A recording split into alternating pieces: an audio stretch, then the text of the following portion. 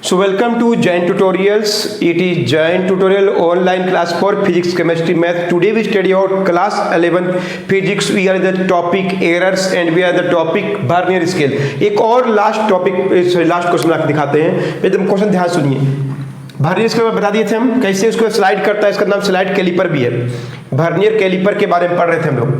तो ध्यान से देखिए, एक रड दे दिया हम लोग का, क्या क्या इंफॉर्मेशन है पहले ये लिखते हैं। एक रड दे दिया जिसको हम लोग को दिखा रहा है कि वो 2.4 सेंटीमीटर है इन मेन स्केल में। तो लिस्ट काउंट अगर बोलेंगे कि मेन स्केल का क्या हो गया, मेन स्केल का लिस्ट काउंट क्या बोलेंगे, 1 मिलीमीटर। क्यों, एक सेंटीमीटर में लिखा होता है ना, 1 सेंटीमीटर में तो 1/10 पार्ट करेंगे तो क्या होगा 1 मिलीमीटर। ये दिया हुआ है। अब ये भी लिखा हुआ है कि 7th mark of vernier scale coincide with main scale. ठीक है, अब देखिए ये मेन स्केल लिखेंगे और यहां पे वर्नियर स्केल लिखेंगे। 12 small division in vernier scale is equal 10 main scale. Main scale में 1 2 3 4 5 6 7 8 9 10 1 2 3 4 5 6 7 8 9 10 10 स्मॉल डिवीजन है। 10 स्मॉल डिवीजन वो वर्नियर स्केल इतना ही दूर में वर्नियर का 12 गो है और 7वां क्या हो गया, कोइंसाइड कर गया। इतना ही दूर 12 गो है, 1 2 3 4 5 6 7, 7वां कोइंसाइड कर गया, किसी ने किसी से कोइंसाइड कर गया। ये 7th है। 8 9 10 11 12, ठीक है, 8 9 10 11 12, 12 डिवीजन है, 10 स्मॉल डिवीजन है और वर्नियर स्केल का 7वां जो है किसी ने किसी से कोइंसाइड किया, 7वां वाला कोइंसाइड किया है। अंडरस्टूड। 7वां वाला 7वां से नहीं करेगा, कुछ कम से करेगा, वो किससे किया कोई मतलब नहीं है, लेकिन 7वां वाला देखे कि इसके साथ कोइंसाइड कर गया। देख रहे हैं, इसके साथ ये क्या कर गया, कोइंसाइड। बस इतना ही पता होना चाहिए। और उसके बाद 2 क्वेश्चन पूछा है, लिस्ट काउंट निकाल दीजिए और reading of length of rod. Rod का लंबाई कितना होगा अप टू 2 डेसिमल, यानी 2.4 1 डेसिमल और बढ़ाना है आपको। ठीक है, समझ गए इतना। और 7वां ये आपको दिया हुआ, पहले इसको नोट कर लीजिए, बना के दिखाते हैं। तो लिस्ट काउंट सबसे पहले कैसे निकालते हैं, देखिए क्या क्या लिखेंगे हम लोग कि 12 small division of vernier scale is equal to 10 small division of main scale. तो 1 इक्वल टू क्या हो जाएगा, 10/12, यानी लिस्ट काउंट क्या निकल गया, 10/12। 10/12 क्या चीज, मिलीमीटर। क्लियर है। तो लिस्ट मतलब एक का निकाल दिए है ना। ये इसको हम चाहेंगे तो इसको m और n भी पढ़ते हैं। और फार्मूला निकालने का क्या है, main scale division into 1 minus m/n कर दीजिए, है कि नहीं। मेन स्केल डिवीजन बताए हैं 1 माइनस m/n। बोलिए मेन स्केल डिवीजन कितना है, 1 मिलीमीटर है या 0.1 सेंटीमीटर है, 1 मिलीमीटर। 1 माइनस m का वैल्यू क्या है, 10/12, यानी क्या होगा 2 बाई क्या होगा, 2/10, 12 माइनस 10 2/12 या 1/6 मिलीमीटर। अंडरस्टूड। MSD 1 मिलीमीटर का है। मेन स्केल डिवीजन का लिस्ट काउंट कितना, 1 millimetre minus m/n, 10 small division by 12, LCM दिया 12 में 10 गया, 2/12 1/6 मिलीमीटर। यही लिस्ट काउंट हो गया किसका, वर्नियर कैलिपर का। अगर ये बोलता तो ये लिस्ट काउंट होता किसका, वर्नियर स्केल का। क्लियर है। और बोलता मेन स्केल का सिर्फ लिस्ट काउंट क्या है, तो बोलते 1 मिलीमीटर। अंडरस्टूड। तो अब हम लोग निकालेंगे लेंथ ऑफ रड ठीक है, 2.4 सेंटीमीटर। लेंथ ऑफ रड जो हम लोग का पक्का क्या होगा, लेंथ जो है वो 2.4 से 2.40 से लेके 2.41 सेंटीमीटर के बीच में होगा। क्लियर है? कैसे निकालते हैं? लेंथ ऑफ रड निकालना है तो main scale reading plus vernier scale में क्या करते हैं, लीस्ट काउंट इनटू कॉन्साइड, कितना वो कॉन्साइड कर रहा है। मेन स्केल रीडिंग कितना हम लोग का 2.4 सेंटीमीटर एक रड का, लीस्ट काउंट कितना निकाले हम लोग 1/6 मिलीमीटर है कि नहीं, मिलीमीटर है। अंडरस्टूड? इंटू कॉन्साइडिंग, कितना कॉन्साइड हो रहा है, इंटू कॉन्साइड 7 इज कॉन्साइडिंग। क्लियर है? 2.4 सेंटीमीटर, ये मिलीमीटर में है, ये मिलीमीटर में है। 7/6/10 क्यों कर दिए, ये मिलीमीटर में था, है ना, 1/6 मिलीमीटर में है, तो इसको सेंटीमीटर में चेंज करने के लिए क्या करेंगे, 10 या लिख दिए क्या, sorry 1/60 centimetre, 1/60 centimetre into 7 coinciding, 7/60, 2.40 plus 7/60, 7/60 कर रहे हैं, 0.1, क्लियर, 0.1, 10 बचेगा, ऑलमोस्ट 1, तो कितना आंसर आएगा 2.40 से लेके 2.11, 2.41,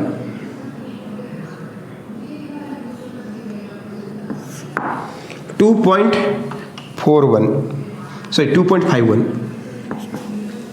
2 पॉइंट उससे ज़्यादा ही आया, 2.51। अंडरस्टूड? 2.40 इसका एक्चुअल लेंथ था, 2.40 plus least count into coinciding, least count कितना है 1/60 सेंटीमीटर। अंडरस्टूड? 1 मिलीमीटर था इंटू 1 माइनस एम कितना 10/12, 12 में 10, 2/12, 1/6 मिलीमीटर या 1/60 सेंटीमीटर, 1/60 into 7 किए तो क्या है 0.11 आया, 0.11, 7 से क्यों मल्टीप्लाई किए, 7th वाले से कॉन्साइड किया तो 2.51, देखिए डेसिमल के बाद 2 डिजिट, ऐसे हम लोग निकाल सकते। तो ये था वर्नियर कैलिपर क्या बोलते हैं। चलिए पढ़ते हैं, नेक्स्ट टॉपिक है स्क्रू गेज।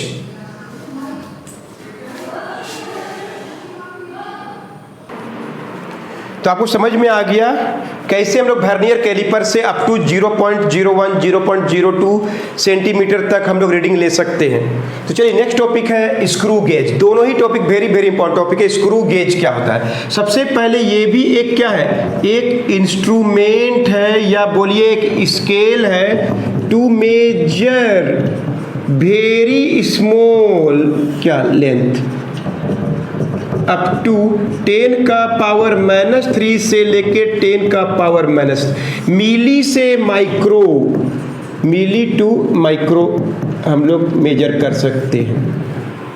ये यूज किया जाता है, इट इज यूज टू क्या बनाने, ये क्या के लिए काम आता है, it is use to find the diameter और radius of very thin object like क्या वायर, वायर सबका रेडियस, इसका रेडियस निकालना है, बहुत पतला रेडियस होगा, रेडियस डायमीटर भी बहुत छोटा है, इसका कैसे निकालेंगे, वायर सबका रेडियस सब कैसे निकालेंगे, तो उसके लिए आपको पढ़ना पड़ेगा स्क्रू गेज।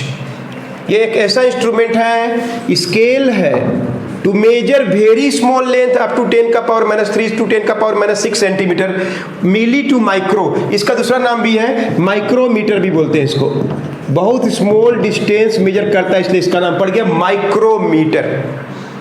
ये तो बहुत सिंपल बात है। तो चलिए अब ये हम इसके बारे में बताएंगे, इसको बुक में अच्छे से देखिएगा, इसमें क्या क्या मेन पार्ट है। सबसे पहले इसका मेन पार्ट में मेन स्केल होता है, मेन स्केल, इसका दूसरा नाम पिच भी होता है। इसको बुक से आप अच्छे से नोट किया, यहाँ पे मेन स्केल 1 2 3 ऐसे बना हुआ है, मेन स्केल बना होता है, ठीक है। उसके ऊपर एक सर्कुलर गोल सा एक सर्कुलर स्केल बना हुआ है। 1 2 3 करते करते 100 डिवीजन का एक दो स्केल है, जैसे वर्नियर कैलिपर में भी दो स्केल था, मेन स्केल वर्नियर स्केल, यहाँ पे भी दो है, मेन स्केल जिसका दूसरा नाम पिच है, और सर्कुलर स्केल, और एक क्या है सर्कुलर स्केल, लिख देंगे सब बात, ठीक है। एक रड के ऊपर माउंटेड है, रड को थिम्बल बोलते हैं हम लोग, रड को थिम्बल बोलते हैं, और बीच में आपको एकदम ऐसा काला सा ऑब्जेक्ट, इसके अंदर स्क्रू भरा हुआ है, बताएंगे भी कैसे, स्क्रू भरा हुआ है, स्पिंडल बोलते हैं, और शुरू में जो ये कोना है उसका नाम स्टड है, और लास्ट में जो उसका नाम रेचेट है। तो ratchet, thimble, circular scale, main scale, stud और स्पिंडल, ये जो पार्ट है ना, जहाँ पे हम लोग फंसाएंगे कुछ को, उसको अनवील बोलते हैं। तो ये ऐसा आपको दिखाई देगा, क्लियर है। यहाँ पे मेन स्केल आपको दिखाई देगा, और यहाँ पे आपको सर्कुलर स्केल दिखाई देगा, क्लियर है। अब देखिए कैसे मेजर करते हैं। तो जैसे ही आप इसको एंटी क्लॉकवाइज घुमाएंगे, है ना, ये थिम्बल को एंटी क्लॉकवाइज घुमाना है, तो ये क्या उधर चल जाएगा, ये जो पार्ट है वो उधर चल जाएगा, आपको सिंपली स्क्रू दिखाई देगा, थ्रेड्स दिखाई देगा, स्क्रू टाइप का, आपको स्प्रिंग टाइप का दिखाई देगा। जैसे ये पेन का अगर आपको रेडियस निकालना है तो यहाँ पे इसको फंसा देना है, एंटी क्लॉकवाइज घुमाइएगा तो ये इधर चल जाएगा, और वो उधर जाएगा, तो आपको जैसे उधर जाएगा आपको स्क्रू दिखाई देगा। स्क्रू और स्टड के बीच में, स्क्रू और स्टड के बीच में जिस ऑब्जेक्ट का निकालना है उसको फंसा दीजिए, है ना। जैसे ये पेन का निकालना है तो इसको फंसा दीजिए, उसको बोलते हैं अनविल। ये कहलाता है फ्रेम, है ना, ये एल्युमिनियम का बना होता है, इसको फ्रेम बोलते हैं। कोई काम का नहीं, ये कनेक्ट करता है बिटवीन मेन स्केल और स्टड के बीच में। जैसे ही हम लोग एंटी क्लॉकवाइज थिम्बल को घुमाएंगे, स्पेस पता चलेगा, वहां पे दूर गैप हो जाएगा, उस गैप में हम लोग अपना जिस ऑब्जेक्ट का डायमीटर या रेडियस निकालना है उसको वहां पे हम लोग फंसाएंगे और उसको टाइट कर देंगे। जैसे ही टाइट कीजिएगा, इस रेचेट में से पूरी तरह टाइट हो जाएगा ना, ये नहीं कि ढीला छूट जाए, ढीला छूटेगा तो मेजरमेंट एक्यूरेट नहीं होगा, एकदम फुल टाइट होगा तो रेचेट से एक साउंड निकलेगा, उस साउंड को आपको सुनना है। एक ऐसे कड़क से आवाज आएगा, जैसे ही इसको आप टाइट कीजिएगा, जैसे ही कड़क से आवाज आएगा, समझ लीजिए कि ये पूरी तरह फिक्स हो गया है, ये फिक्स हो जाता है। अंडरस्टूड। अब इसका मेजरमेंट कैसे करेंगे, उसके लिए हम लोग को मेन स्केल और सर्कुलर स्केल का रीडिंग के बारे में जानना पड़ेगा। तो थोड़ा सा लिखते हैं हम लोग, ये बनावट कैसा है, ध्यान सुनिए। एक screw gauge consist of A thimble, black colour का बना हुआ थिम्बल, एकदम ब्लैक का कैसे थिम्बल बना हुआ है, with A main scale and circular scale, with A main scale and circular scale. ये पूरा जाम है, जैसे जिसको घुमाएंगे हम लोग, क्लियर है। ए स्पिंडल या सिंपली एक रड होता है, स्क्रू जिसके अंदर भरा हुआ है, स्क्रू या थ्रेड बोलते हैं, स्क्रू या thread.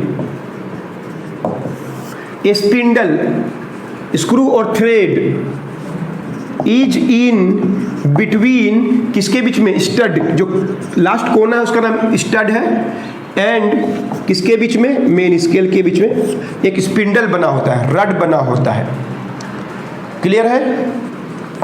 Eight other end there is a ratchet. ये टाइट हुआ कि नहीं यही बताता है, पूरी तरह से टाइट हुआ कि नहीं यहां पे फ्रेम में, कौन बताएगा। रेचेट का आवाज, इसका एक नॉइज आएगा, साउंड आएगा, उस साउंड से हम लोग जैसे ही आएगा आवाज, कड़क एक आवाज आएगा, कड़क सा, वो जैसे ही आएगा हम लोग समझेंगे टाइट हो गया है, क्लियर है, कोई डाउट नहीं है। मेन स्केल का दूसरा नाम पिच भी है ना, मेन स्केल का दूसरा नाम पिच भी है। इतना चीज बना होता है, और एक फ्रेम, एक frame is there in between stud and main scale. ये दिख रहा है एक फ्रेम है, ये आयरन या एल्युमिनियम का एक फ्रेम बना होता है, अंडरस्टूड, जिसमें कि हम लोग इसको रेस्ट करा सकते हैं। जैसे इतना बड़ा है तो कहाँ रेस्ट होगा, इसके ऊपर रेस्ट होता है, रख सकते हैं।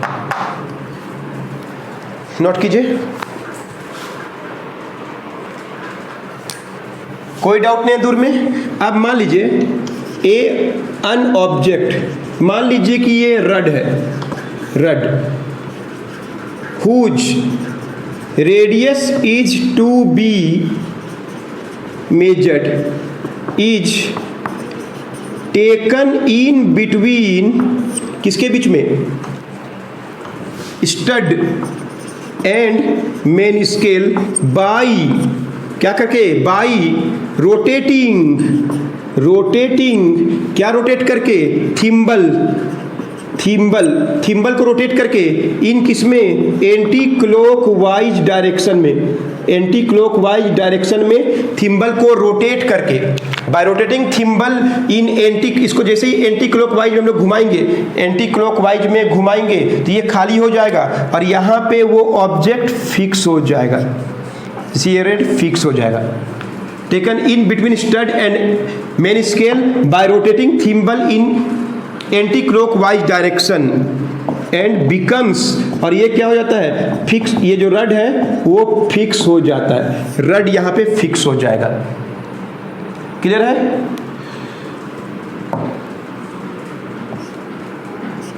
टू टाइट, इसको टाइट करने के लिए it is again rotated in clockwise